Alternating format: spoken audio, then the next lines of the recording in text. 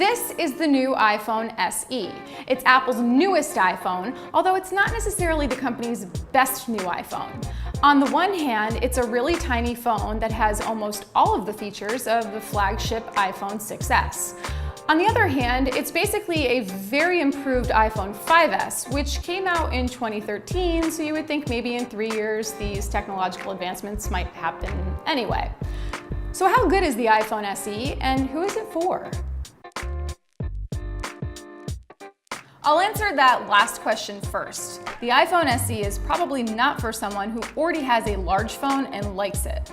Over the past few days, I have found that it feels pretty weird to go back to a smaller smartphone after using big screen phones, or even using a normal-sized 4.7-inch phone like the iPhone 6s. The iPhone SE is really for people who want to stick with that smaller 4-inch display size. It's also the least expensive iPhone that Apple has ever sold, at least in terms of starting price, which is $399 for a 16-gigabyte phone. That makes it a good first smartphone for a lot of people, or an easy upgrade for iPhone 4S or 5S holdouts. Of course, that cost is still relative, because $400 or $500 for a phone is still a lot for a lot of people.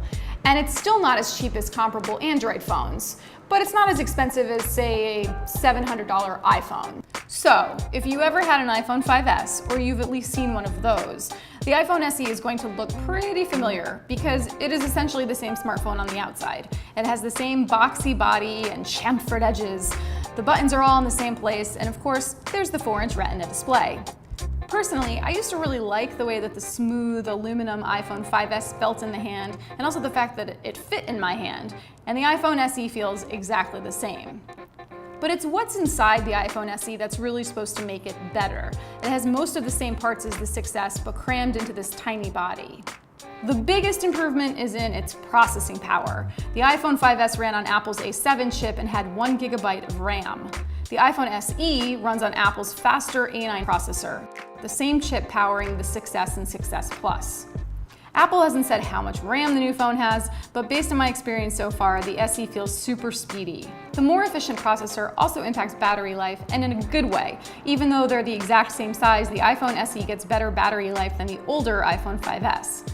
It really takes a few weeks to get to know an iPhone's battery, but in the few days I've been testing this, it has gotten me through a full day. The camera is also a lot better than the camera on an older iPhone. It focuses more quickly, the 12-megapixel rear camera sensor matches the rear camera in the iPhone 6s, and the front-facing camera has a Retina flash for selfies. The iPhone SE actually captures 4K video. And now there's Apple Pay. The iPhone 5S had Touch ID, Apple's authentication system, but it actually did not have Apple Pay.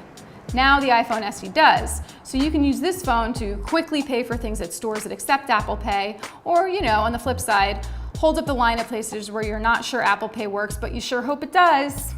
Okay, so real talk. The iPhone SE is not a huge leap forward. It's not a tiny little engine of technological advancement. It's today's tech in yesterday's phone body, and it's primarily a business move on the part of Apple. How can we get people upgrading to iPhones and not buying $300 or less Android smartphones, goes the thinking. And in truth, it's probably pretty smart thinking. Because even though the iPhone SE doesn't have all of the features of the flagship iPhone 6s, it has made improvements where it matters. All of this, coupled with the new software for newer iPhones, makes the iPhone SE kind of a no-brainer for people who are looking for an upgrade. Or, for people with really small hands.